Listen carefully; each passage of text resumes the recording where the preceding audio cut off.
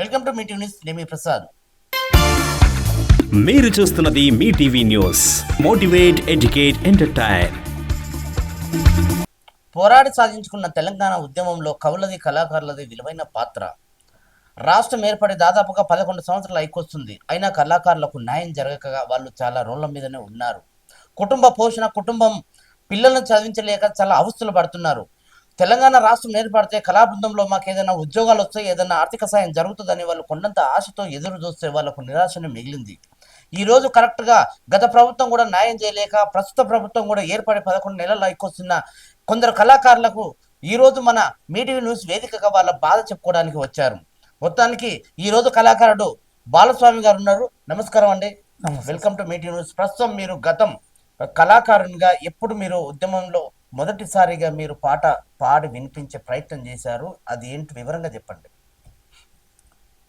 మొదటగా మీ టీవీ వ్యూవర్స్కు, ప్రజలకు అందరికీ పేరు పేరున్న మా కళాభివందనాలు తెలియజేస్తున్నా. తెలంగాణ ఉద్యమంలో కీలక పాత్ర వహించింది కళాకారులు. అమరవీరుల త్యాగాల ఫలితంతో తెలంగాణ రాష్ట్రం వచ్చిందన్న. ఉద్యమంలో నేను పనిచేసింది దాదాపు 6 సంవత్సరాలు పైగా. పల్లె పల్లెన ధూమ్ధాం కార్యక్రమంలో ఎన్నో ప్రోగ్రాంలలో పాల్గొన్న నేను. ప్రజలను చైతన్యవంతం చేసే వరకు నా పాట మాట తెలంగాణ ఎందుకు కావాలని చెప్పేసి నేను పనిచేయడం జరిగిందన్న. మొదటగా గద్దరన్న పాట తెలంగాణ ఉద్యమంలో కీలకమైనటువంటి పాత్ర గద్దరన్న వహించాడు. ఆయన శిష్యులుగా మేము పల్లె పల్లెల్లో చాలామంది ఉంటారు కళాకారులు. ఆయన పాట మొదటిగా, నన్ను గన్న తల్లులారా తెలుగు తల్లి పల్లెలారా, నన్ను గన్న తల్లులారా తెలుగు తల్లి పల్లెలారా, పాటనై వస్తున్నానమ్మో మాయమ్మాలార పాదాల ముందాలమ్మో మాయమ్మాలారా. నన్ను గన్న తల్లులారా తెలుగు తల్లి పల్లెలారా, మా పాటనై వస్తున్నానమ్మో మాయమ్మాలార పాదాలకు వందనాలమ్మో మా తల్లులారా. జజన్ కజన్ అని జనం పాట వాడుతాను, జనం పాట వాడుతాను, రేలా రే రే అని రేలా పాట వాడుతాను, రేలా పాట వాడుతాను, పాటల్లో పదమునవుతనో మాయమ్మాలార్ పాదాలకు గజేనవుతనో మా తల్లులార, నన్ను గన్ తల్లులార తెలుగు తల్లి పల్లెలా, నన్ను గన్న తల్లులార తెలంగాణ పల్లెలా, పాటనై వస్తున్నానమ్మో మాయమ్మాలార్ పాదాలకు వందనాలమ్మో మా తల్లులారా.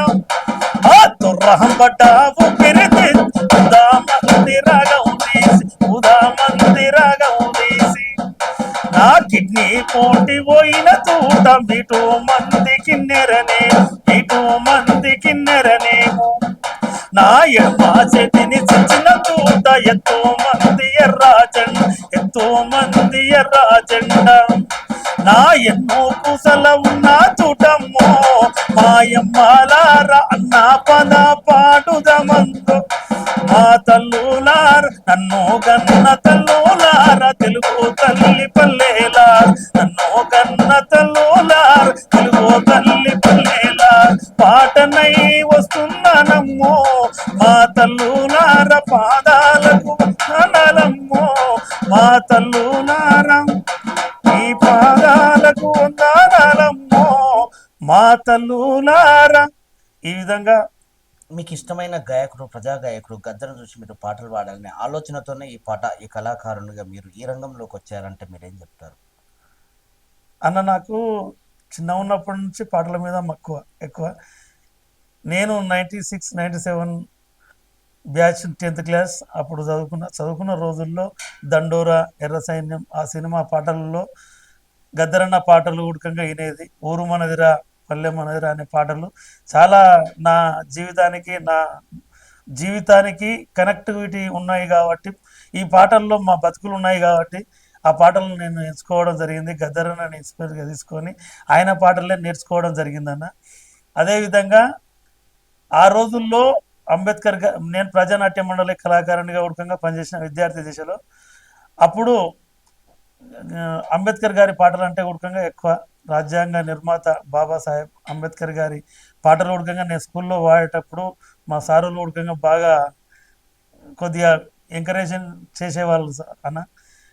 ఆ పాట ముందుగా ప్రేక్షకులకు చిన్ననాటి ఈ పాటతోటి నేను ముందరకు వచ్చిన. బాబాసాహెబ్ అంబేద్కర్ గారి పాటతోటి నేను ఆ చిన్న విద్యార్థి దశలో ఒక కళాకారునిగా నేను ప్రజలకు తెలవడం జరిగింది. దళిత పోరు పాటలో దళిత పాట నీడలో అమరుడైన ఓ అమరా అంబేద్కరా, దళిత బాటలకే వన్నే తెచ్చిన వీరులు మీరు. దళిత పోరు బాటలో దళిత బాట నీడలో అమరుడైన ఓ అమరా అంబేద్కరా, దళిత బాటలకే వన్నే తెచ్చిన వీరులు మీరు. దళిత పోరు బాటలో దళిత బాట నీడలో అమరుడైన ఓ అమరా అంబేద్కరా, దళిత బాటలకే వన్నే తెచ్చిన వీరులు మీరు. మీ చూపుల్లో చూసుకుంటూ మా చూపును అందుకోండి, మా దళితుల దోహారులు మీ త్యాగుల పల్లకిని మోసే త్యాగ బలమయ్యా. ఆశా జ్యోతి రామయ్య అంబేద్కర్ లేవయ్య, ఆశా జ్యోతి లేవయ్య అంబేద్కర్ రామయ్య. మా గుండెల్లో గుడరమేసి దాచుకుంటాము, మా చేతులకే ఉయ్యలగట్టి ఊపుకుంటాము. దళిత పోరు బాటలో దళిత బాట నీడలో అమరుడైన ఓ అమరా అంబేద్కరా, దళిత బాటలకి వన్నే తెచ్చిన వీరులు మీరు. దళిత పోరు బాటలో దళిత బాట నీడలో అమరుడైన ఓ అమరా అంబేద్కరా, దళిత బాటలకి వన్నే తెచ్చిన వీరులు మీరు. పక్షులన్నీ మేత మరిచే నీవు లేవని, సెలాయేరు ఎండిపాయే నీవు లేవని, దళితులంతా ఏడ్చినారు నీవు లేవని, నెమలి తల్లి నాట్యమాపే నీవు లేవని. అమరుడ అంబేద్కరా ఆశా జ్యోతి రామయ్య, అమరుడ అంబేద్కరా ఆశా జ్యోతి రామయ్య. మానవ కులము కాటని నిదురలేపయ్యా, మానవ కులము కాటని నిదురలేపయ్యా. దళిత పోరు బాటలో దళిత బాట నీడలో అమరుడైన ఓ అమరా అంబేద్కరా, దళిత బాటలకి వన్నే తెచ్చిన వీరులు మీరు. ఈ విధంగా పోరాడి సాధించుకున్న తెలంగాణలో కళాకారులది కవులది చాలా విలువైన పాత్ర. మీరు తెలంగాణ రాష్ట్రం ఏర్పడక ముందుకు ఒక 5 నుంచి 6 సంవత్సరాలు ఉద్యమించారు. తెలంగాణ ఏర్పడి 10 సంవత్సరాలు. ఈ 10 సంవత్సరాలు రాష్ట్రం ఏర్పడ్డాక కళాకారులకి న్యాయం జరగలేదా అంటే మీరు ఏం చెప్తారు? గత ప్రభుత్వం అన్న తెలంగాణ ప్రభుత్వం టీఆర్ఎస్ ప్రభుత్వం ఏర్పడినప్పటి నుంచి కళాకారులకు 550 పోస్టులు గత ముఖ్యమంత్రి కేసీఆర్ గారు కళాకారులకు కేటాయించడం జరిగింది. దాంట్లో రాష్ట్రవ్యాప్తంగా 550 మంది దాదాపు ఒక 1000 పైచులకు ఉంటారు, 1000కి పైన ఉంటారు కళాకారులు. కానీ 550 మందికి ఇవ్వడం జరిగింది. మా కల్లోకుర్తి నుంచి ఉడకంగా చాలా సార్లు మేము ఇంటర్వ్యూకు రసమై బాలకిషన్ చైర్మన్ గారిని నేను కలిసి చాలాసార్లు మా ఎమ్మెల్యే గారిని చాలాసార్లు మెమోరండాలు అదేవిధంగా కాళ్ళ ఎల్ల పడ్డా కానీ మమ్మల్ని పట్టించుకోలేదు. కల్వకుర్తిలో ఒక్క కళాకారుని గుడకంగా ఉద్యోగం ఇవ్వలేదన్న. మా జీవితాలు నాశనం అయిపోయినాయన్న. దాదాపు 10 సంవత్సరాలన్న ఉద్యమంలో మేము పనిచేసింది. మా పిల్లల జల్లలు అందరిని నిడిచిపెట్టి ఉద్యమమే తెలంగాణ వస్తే మా బతుకులు బాగుపడతాయి, నీళ్లు నిధులు నియామకాలతో తెలంగాణ రాష్ట్రం వస్తే మా జీవితాలు మేం కాకుండా మా పిల్లలు బాగుపడతారని చెప్పేసి, మా జీవితాలలో వెలుగులు రావాలని చెప్పేసి రాష్ట్రం కోసం కొట్లాడినటువంటి సందర్భంలో చాలా ఇబ్బందులు ఎదుర్కొన్నా ఉన్నాం మేము. మా పిల్లల ఇప్పటికీ మేము ఉద్యోగం చేసుకోలేకపోతున్నాం, ఇంటికాడ పని చేసుకోలేకపోతున్నాం. ఏదో మేసిరి పనికి కూలి పన్నాలు చేసుకొని బతున్నాం అన్న. కళాకారులను ఇప్పటికైనా ఈ 10 సంవత్సరాల తర్వాత ఇప్పుడు ఏర్పడ్డ రాష్ట్రం తెలంగాణ ప్రభుత్వం పోయిన తర్వాత ఇప్పుడు కాంగ్రెస్ ప్రభుత్వం వచ్చింది. ఈ కాంగ్రెస్ ప్రభుత్వంలో అందరికీ న్యాయం జరుగుతుందని నమ్ముతున్నాం. రాష్ట్రం ఏర్పడి 10 ఏళ్ళు అవుతుంది. ప్రస్తుతం కాంగ్రెస్ ప్రభుత్వం ఏర్పడి 10 నెలలు అవుతుంది. ఈ ప్రభుత్వంలో మీరు ఇన్ని 15 సంవత్సరాల ఉద్యమంలో కొనసాగుతూ వచ్చారు కదా, ఏ రోజన్నా మీకు బాధ అనిపించలేదా? అరే, మా తెలంగాణ పోరాడి సాధించుకున్న తెలంగాణ కోసం మేము ఇన్ని సంవత్సరాలు మా నీళ్లు నిధులు నియామకాలు, మా పిల్లల జీవితాలు, వాళ్ళ భవిష్యత్తు, వీళ్ళ కోసం మేము ఇలా పాట పాడి గజ్జగట్టి ప్రజాక్షేత్రంలో ఎన్నో పోరాటాలు, ఎన్నో ఉద్యమాలు, ఎన్నో కార్యక్రమాలు చేసినాం కదా, ఈ రోజు ఏ రోజన్నా మీకు కళాకారులకు న్యాయం జరగకపోతే మీకు ఏ రోజున ఆవేదన, ఆ బాధ, ఆ ఆలోచన ఒక్కసారి ఏమన్నా మీరు అలాంటిది ఏమన్నా నెమరు వేసుకునే ఆలోచన ఉంది అంటే మీరు ఏం చెప్తారు బాలస్వామి గారు? కరెక్ట్ క్వశ్చన్ అన్న. తెలంగాణ ఉద్యమంలో సకల జనుల సమ్మె కానీ, సహాయ నిరాకరణ ఉద్యమం కానీ, వంట వార్పు కానీ, మిలియన్ మార్చ్ కానీ, ఎన్నో ఉద్యమాలు, పల్లె పల్లె ధూమ్ధామ్ కానీ, పెన్ డౌన్ కానీ, గన్ డౌన్ కానీ, ట్రైన్ రో కానీ, బస్ అన్ని రహదారుల దిగ్బంధం కానీ, ప్రతి ఒక్క ప్రోగ్రాంలో మేము మా పాట లేనిది ఎక్కడ ఉద్యమం లేదన్న. పాట పాడుతుంటే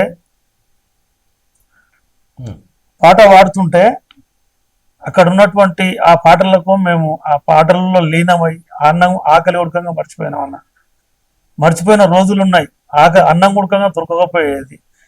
సహాయ నిరాకరణ ఉద్యమం అప్పుడు ఉద్యమం అనేది ఫస్ట్ మల్లి విడతలో మొదటి ఉద్యమ కార్యాచరణ అన్నట్టు అది.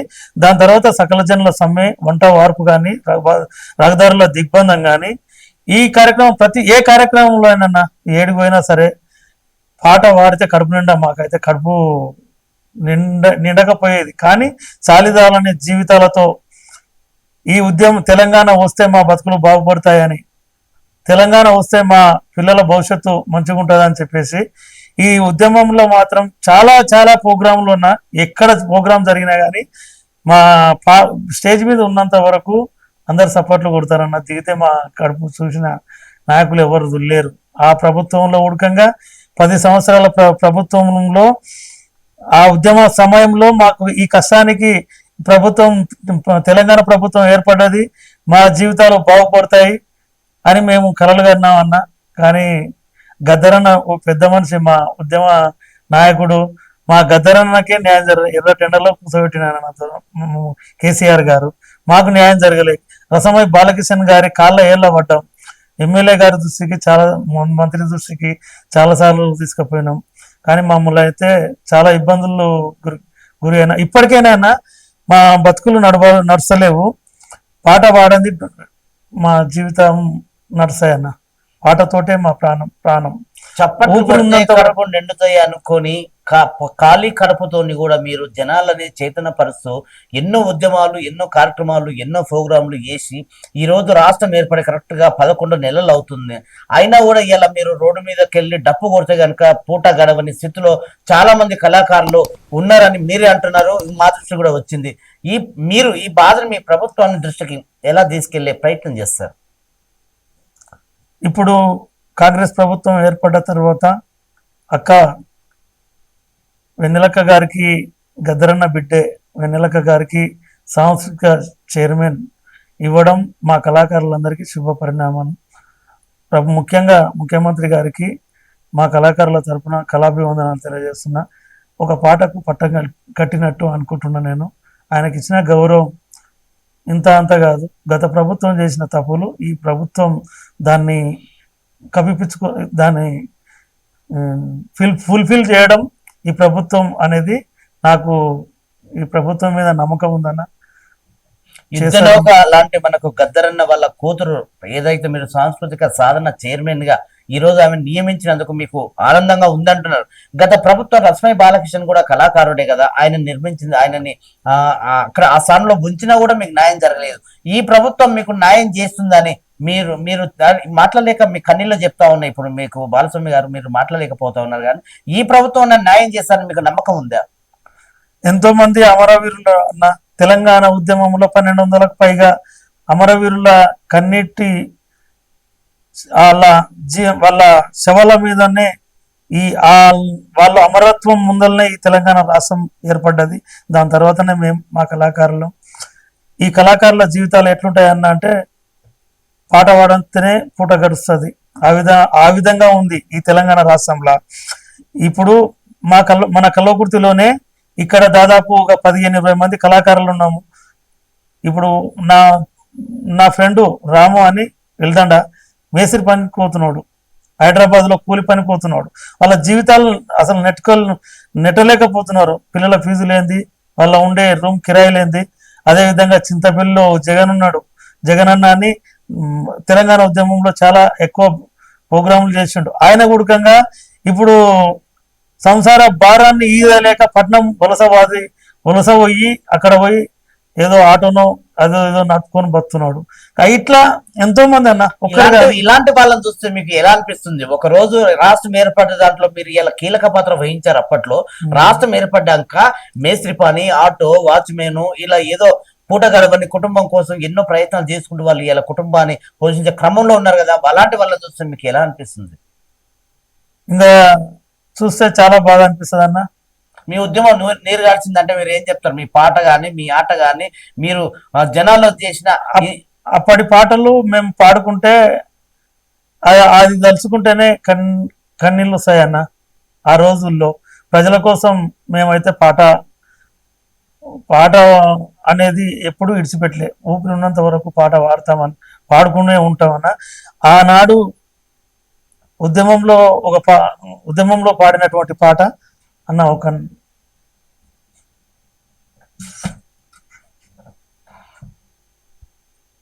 కొమ్మాలల్లో కోయిలమ్మ పాట పాడుతున్నది, జై తెలంగాణ అన్నది. అలసిపోయిన లేడీ కూన గంతులేస్తానన్నది, కాలి గజ్జెగడుతానన్నది. ప్రాణం పోయలేక తోడ దుంకులాడుతున్నది, ధూమ్ధాం చేస్తానన్నది. కొమ్మాలల్లో కోయిలమ్మ పాట పాడుతున్నది, జై తెలంగాణ అన్నది. అలసిపోయిన లేడీ కూన గంతులేస్తానన్నది, కలిగ చేగడుతానన్నది.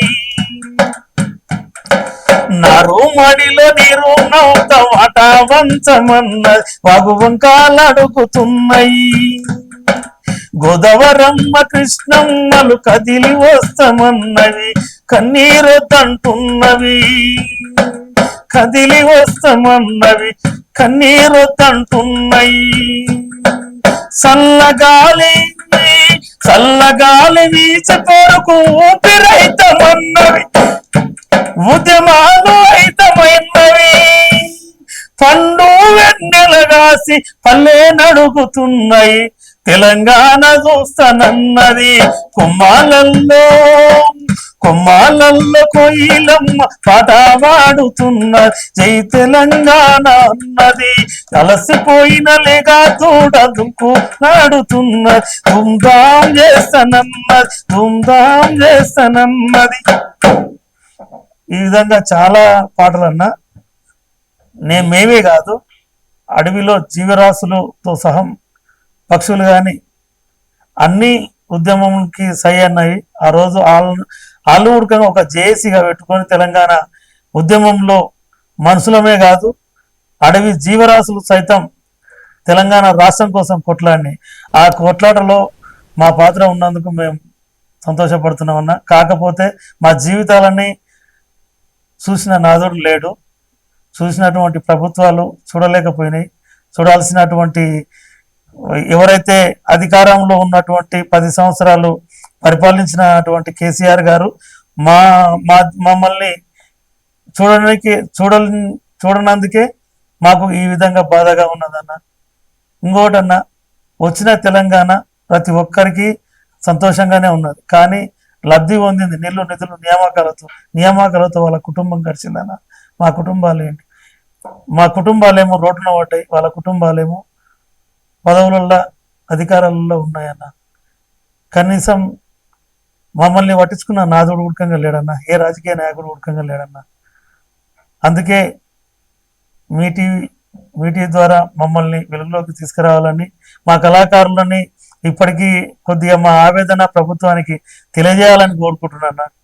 ఒక కళాకారులుగా ఈరోజు వాళ్ళందరి గొంతుకగా ఒక వేదికగా మీరు ఈరోజు వాళ్ళ బాధలు చాలా ఇలా ఇబ్బందులు పడుతూ ఉన్నారు. కొందరు అసలు చేయలేని పనులు కూడా చేస్తూ ఉన్నారు వాళ్ళ అర్హత మించి. సో ఇలా వాళ్ళందరి తరపున ఈరోజు ప్రభుత్వ రాష్ట్ర ముఖ్యమంత్రి రేవంత్ రెడ్డి గారికి మీరు ఏమైనా అప్పీల్ చేస్తారా కళాకారుల తరపున? ముఖ్యమంత్రి గారికి, మన ప్రాంతవాసి ముఖ్యమంత్రి కావడం అందరికి సంతోషంగా, కాంగ్రెస్ ప్రభుత్వం న్యాయం చేస్తుందని బలంగా నమ్ముతున్నాను. ఎందుకోసం అంటే పాట గద్దరన్న బిడ్డకు పాటకు పట్టం కట్టిండు. అదేవిధంగా కళాకారులని ఉడకంగా దృష్టిలో ఉంచుకున్నాడు, ఉద్యమకారులని.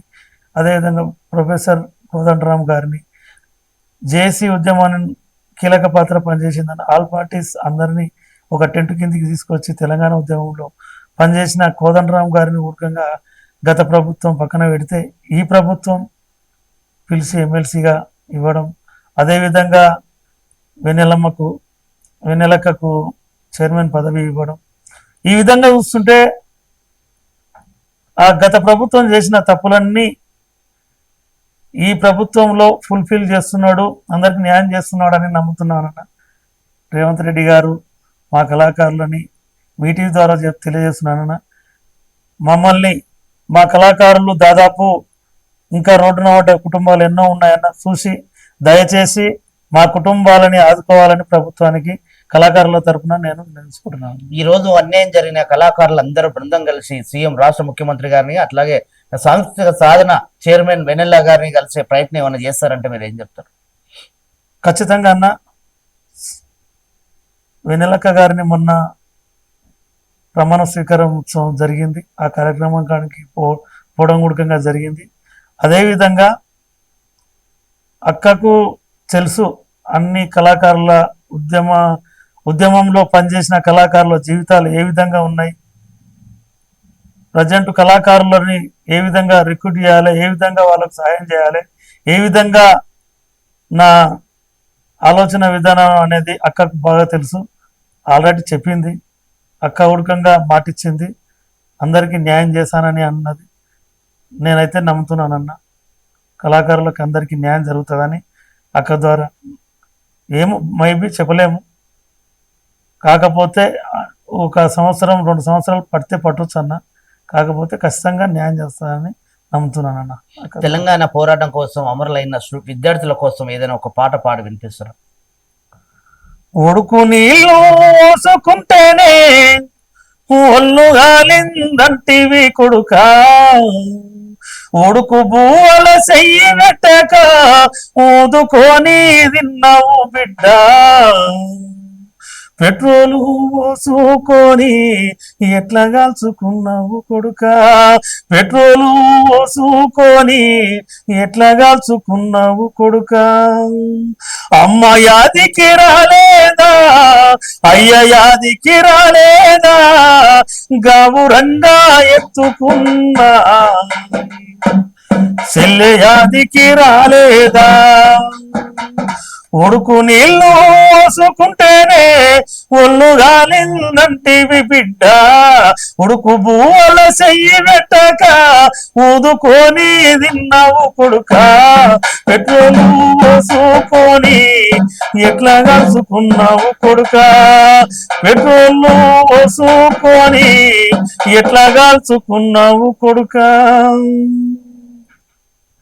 నీ త్యాగాల పూలపై రక్తపు మరుకల్ని గాయాన్ని చూస్తున్న కొడుకా, పూలకు 100 ఏళ్ళు ఆయుసు ఇమ్మని దేవుణ్ణి తిడుతున్న కొడుకా, ఒక రోజుకే ఆవి వాడిపోయి నన్ను ఏడిపిస్తున్న ఈ బిడ్డ, పాపిష్టి దేవుడు ప్రేమ లేనివాడు ఈ రథ రాసిండు కొడుకా, పాపిష్టి దేవుడు ప్రేమ లేనివాడు ఈ రథ రాసిండు కొడుకా, దేవుళ్ళ కొడుకోలే చావు ఉండాలని ఈ ఆట ఆడిండు కొడుకా, వాడు దొంగాట ఆడిండు బిడ్డ ఉడుకు నీళ్ళు వేసుకుంటేనే ఒళ్ళు గాలిందంటివి కొడుక ఉడుకు బూల చెయ్యి పెట్టక ఊదుకొని తిన్నావు బిడ్డ పెట్రోలు పోసుకొని ఎట్లా కాల్చుకున్నావు కొడుక పెట్రోలు పోసుకొని ఎట్లా కాల్చుకున్నావు కొడుక.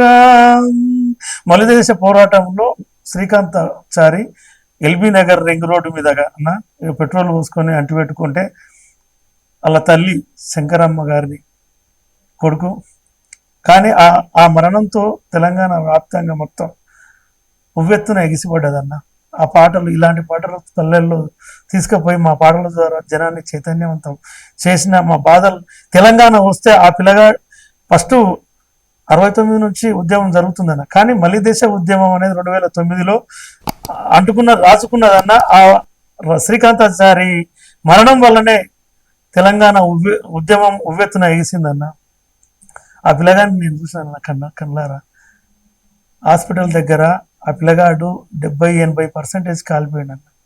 అలా తల్లి సారోళ్ళు చాలా మంది వచ్చారు అక్కడ. వస్తే ఆ పిల్లగాడు జై తెలంగాణ అంటున్నాన్న. ఇంకా చనిపోతుంటే ఉడకంగా జై తెలంగాణ అంటున్నాడు. ఆ దాంట్లో నాకు అనిపించింది అన్న, ఎందుకు ఇక తెలంగాణ పోరాటంలో కీలకంగా పనిచేయాలని చెప్పేసి అప్పుడే ఆ డాక్టర్లు ఉడకంగా నువ్వు బతుకుతావు శ్రీకాంత్, నువ్వు బతుకుతావు అంటే తెలంగాణ రాకపోతే మళ్ళీ 100 సార్లైనా అంటు పెట్టుకుంటానన్నాడన్న. అలాంటి మాటలు కలిసి వేసినటువంటి సందర్భాలు చాలా చూసానన్న. తెలంగాణ ఉద్యమంలో, స్వతంత్ర ఉద్యమంలో పాల్గొనలేదన్న నేను. తెలంగాణ ఉద్యమంలో నేను బుక్కులలో చూసింది అది. తెలంగాణ ఉద్యమంలో కళ్ళారా చూసినోండి అన్న. చాలా మన అదే విధంగా మన పాలమూరు జిల్లా కొత్తకోట సువర్ణ ఆ ఊరు పెట్టుకోవడం, చడిపోవడం చాలా కలిసి వేసింది అన్న నా జీవితాన్ని మొత్తం. యాదయ్య కావచ్చు, చాలా మంది 1200 మంది అమరవీరులు బలిదానం చేసుకున్నాకనే ఏర్పడ్డ తెలంగాణలో ఇప్పుడు వాళ్ళ కుటుంబాలకు కానీ వాళ్ళ ఇంతవరకు ప్రభుత్వం ఏది కల్పించలేదు. సో వాళ్ళ తర్వాత సెకండ్ లో 100% గా మీకు ఇలా 50% లో కళాకారులను కూడా న్యాయం చేయలేక గత ప్రభుత్వం విఫలమైంది. దానికి మీరు ఏం చెప్తారు? ఇప్పుడు ఆ ఉద్యమం అనేది చాలా గొప్పదన్న. తెలంగాణ ఉద్యమం అనేది 1000 ఏళ్ళున్న వేలు తప్పదు, 100 ఏళ్ళున్న చావు తప్పదని ధర్మం మన దారి అన్నవు, దౌర్జన్యం మనకొద్దన్నవు, పెద్ద డాక్టర్లు వచ్చి బతుకుతావని భరోసా ఇస్తే తెలంగాణ రాకపోతే మలి మరణము శరణమన్నవు. నా కడుపున ఉట్టిన మొద్దుల కొండ రత్నమా అంతా గొప్ప ధైర్యం దేవుడెట్లిచ్చెర కొడుకా కొడుకారా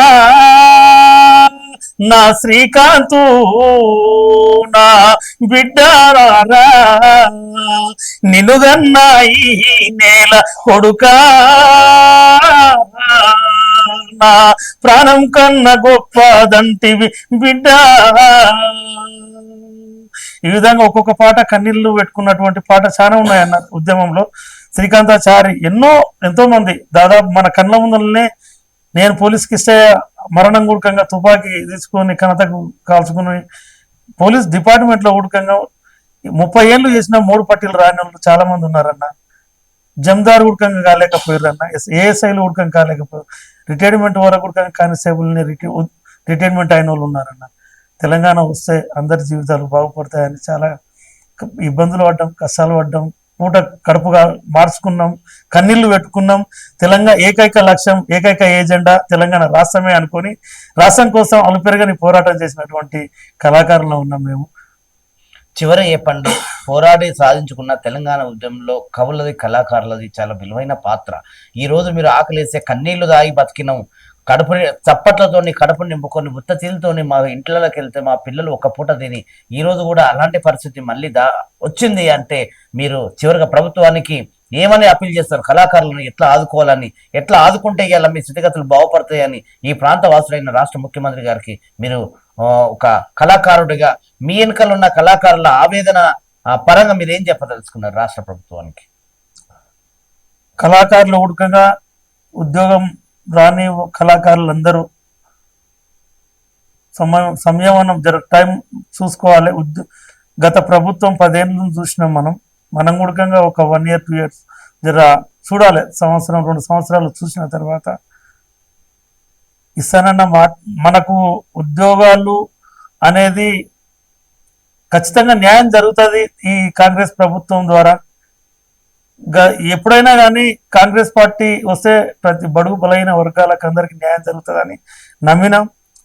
ఆల్రెడీ గతంలో ఉన్నప్పుడు ఉడకంగా మన